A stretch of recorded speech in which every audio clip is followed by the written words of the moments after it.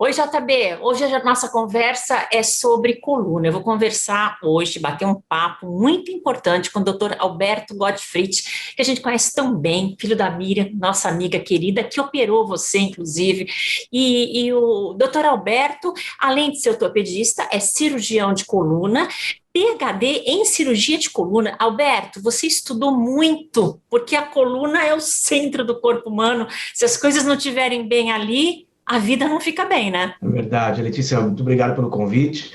É sempre uma honra participar aqui do programa. Obrigada. A coluna é a base. Para você ficar em pé, para você existir, a coluna tem que funcionar. E as pessoas reclamam tanto de dor na coluna, dor nas costas, a partir de uma certa idade, Alberto. Quem é que não tem dor? Você que está no consultório recebendo as pessoas, o que você mais ouve de dor nas costas? São dores posturais? São problemas que são causados pela idade ou por erros em atividades físicas? Da onde vem tanta dor nas costas? Bom, essa é uma ótima colocação, porque dor nas costas não é um diagnóstico, né? É um sintoma. E esse sintoma pode ser causado por várias condições, vários problemas, alguns deles da própria coluna, outros não. Né? Existem outras situações de problemas de órgãos, de vísceras que irradiam para a coluna, existem questões emocionais, de ansiedade, depressão, que se manifestam também como dor nas costas. Existem os próprios problemas da coluna em si, né? Então, hernia de disco, escorregamento, estreitamento de nervo.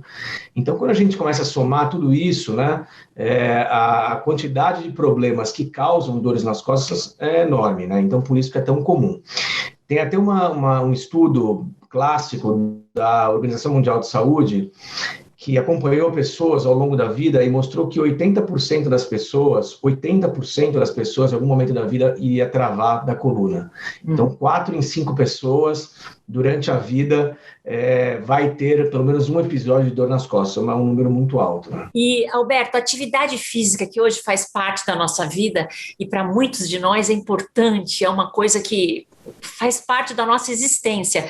Muitas vezes acaba causando dor na coluna, por erros, por excessos, por enganos. Você recebe pessoas que praticam a atividade física sem atenção ou sem orientação e acabam se machucando? Isso é muito comum? Sim, muito comum. É importante isso, porque o esporte, ele ajuda, né? Sabidamente, pessoas que fazem exercícios têm menos dor nas costas, ponto. Né?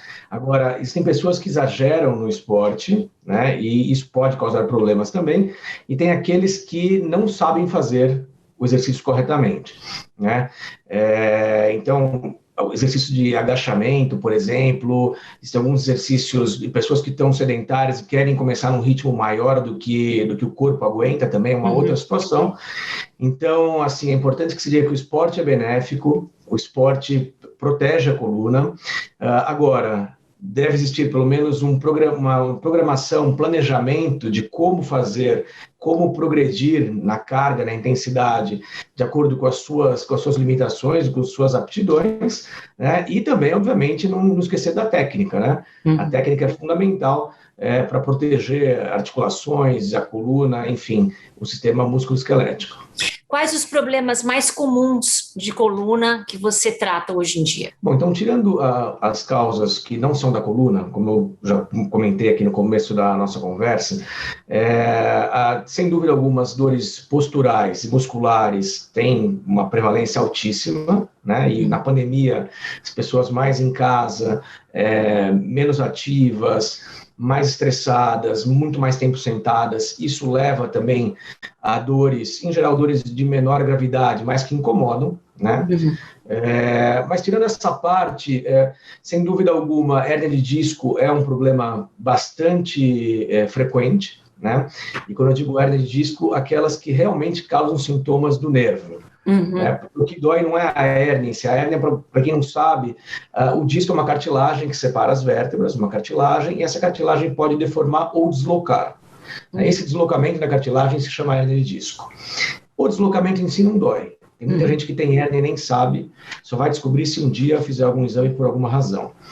Mas quando essa hérnia comprime o nervo, O João sabe muito bem o que eu estou falando, isso sim causa uma dor lancinante, isso pode ser no braço, se for na cervical, e na perna, se for na lombar, né?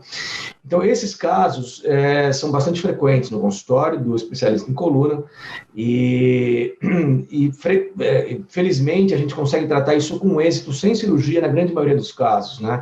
85%, 90% das vezes, esses pacientes conseguem melhorar com medicações, fisioterapia, infiltrações na coluna. A pessoa perto dos 40 anos, que não faz atividade nenhuma, tem menos ou mais dor na coluna de quem fez atividade física a vida toda, porque a gente ouve muito falar, gastou, machucou, exagerou, passou anos fazendo atividade física. Então, chegando na metade da vida, nos 40 ou 50, quem tem mais dor? Vocês têm algum tipo de estudo a respeito disso? Bom, em primeiro lugar, você está falando de uma variável única, que é o esporte, né? E não é só isso, né? Então, existe uma condição muito importante que é a genética. Então, tem pessoas que vão desgastar a coluna com mais velocidade que outras. Mesmo então, que não tenham feito nada muito diferente. Às vezes a pessoa faz tudo direitinho, fez exercício, cuida da postura, tem um peso corporal adequado e tudo mais, e você faz uma radiografia e a coluna está bem desgastada. E, por outro lado, tem pessoas que nunca se cuidaram, trabalham com peso ou não, enfim, e fumam, porque o cigarro também faz mal para a coluna, e você faz um exame e a coluna está uma linda maravilhosa. Então, existe uma questão genética que isso não está na nossa mão, certo? A gente já nasce com essa carga, vamos dizer assim. Mas, sem dúvida alguma, a maneira como a gente se comporta durante a vida influencia também. Né? Então, de uma maneira geral, né, pessoas que fazem atividade física chegam lá na frente melhores, né? Desde, obviamente, seja uma atividade física, como a gente mencionou agora há pouco, dentro de todos os cuidados. E só para completar esse assunto, sempre se pensou que a corrida fazia mal para a coluna, né? Corrida com impacto e tudo mais. Quem nunca ouviu isso, né? É super comum isso. Mas saiu um estudo numa revista científica muito, muito importante, há alguns anos, que comparou 3 populações ao longo de muitos anos, né? O sedentário completo, o corredor recreacional e o maratonista. E lá na frente estudou a coluna de todo mundo. Eu te pergunto, quem você acha que teve a melhor coluna e a pior coluna? Eu acho que a pior coluna é do maratonista. A melhor foi do maratonista. A melhor? A melhor coluna foi do maratonista. A intermediária do corredor de recreacional, e a pior coluna foi do sedentário. Então, esse estudo mudou um pouquinho o paradigma sobre corrida e coluna. Então, sedentário é ruim sempre. Sim, acho que essa é a mensagem. Você acabou de falar também que viu um estudo a respeito de celular. A gente tem muita dúvida porque passa o dia todo olhando para o celular com a cabeça baixada, anda na rua assim. Isso não está comprovado de que isso prejudica a coluna? Recentemente saiu um estudo sobre isso, certo? Porque muito se falou que o celular é um problema, a postura com a cabeça para baixo aumentaria o peso da cabeça e isso forçaria a cervical. Faz sentido, né? Quem nunca passou muito tempo digitando ou lendo e teve dor no pescoço? Acho que todo mundo que está ouvindo essa entrevista aqui deve lembrar de algum momento ou alguns momentos disso. Mas, recentemente, saiu um estudo que, até brasileiro, feito aqui no Brasil, que avaliou qual é o dano, ou qual a frequência de dor na cervical em pessoas que usavam e não usavam o celular, e não foi conclusivo a favor disso. Não. Né? Claro que outros estudos precisam vir para comprovar isso aqui, mas mostra que o assunto é um pouco controverso.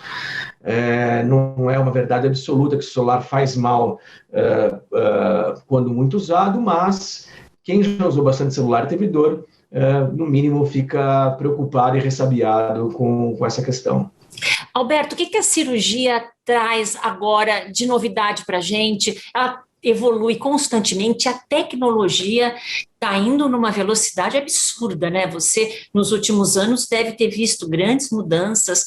O que a gente tem agora de novidade na cirurgia de coluna? Bom, eu tenho sorte porque a cirurgia de coluna, que é a minha área de atuação, foi uma das áreas que mais evoluiu nos últimos 20 anos na medicina, né? E evoluiu no sentido de cada vez mais as cirurgias serem minimamente invasivas, ou seja, cortes menores, procedimentos com muito menos dor e recuperação mais rápida. Os microscópios, eles ficaram muito mais potentes, a iluminação muito mais adequada, câmeras de vídeo, ou seja, a gente consegue ver muito melhor o que a gente está fazendo do que a gente conseguia com o olho nu ou mesmo com lupas. Esse é o primeiro ponto.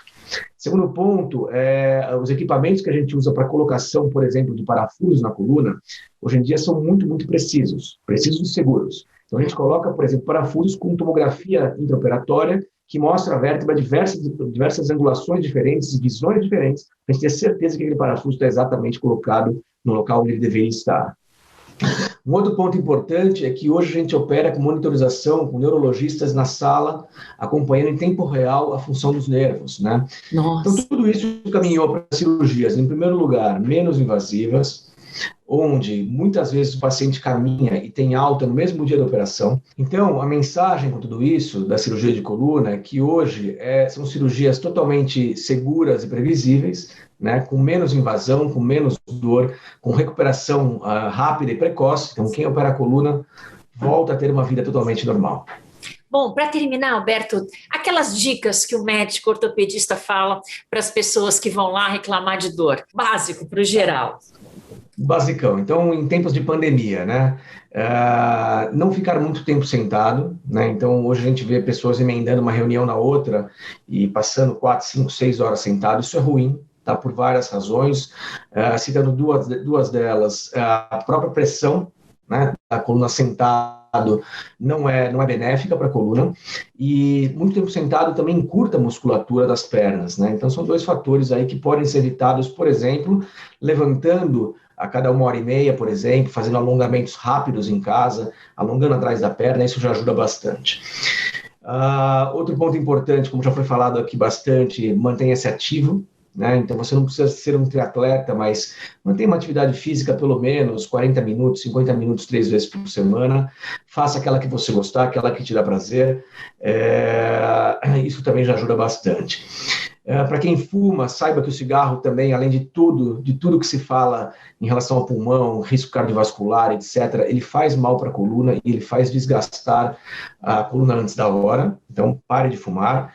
E para quem trabalha com computador, última dica, sempre manter a câmera e a tela na altura dos seus olhos, né? Então, evitar, por exemplo, deixar o computador na mesa e passar horas e horas nessa posição. Isso também é não desejável, digamos assim. Então, essas são as dicas básicas da pandemia, né? Então, é isso que a gente tem recebido muito no consultório. Eu até brinco que é a pandemite, né?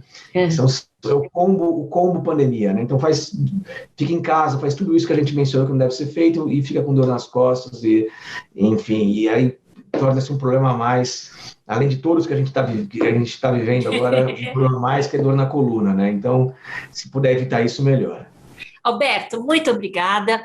O JB fez uma cirurgia com você, muito grato, ficou totalmente satisfeito. Ele não está aqui nesse momento, mandou um abraço para você. Obrigada pela entrevista, volte outras vezes. Muito obrigado, Letícia, um abraço para o JB e um abraço a todos, boa noite.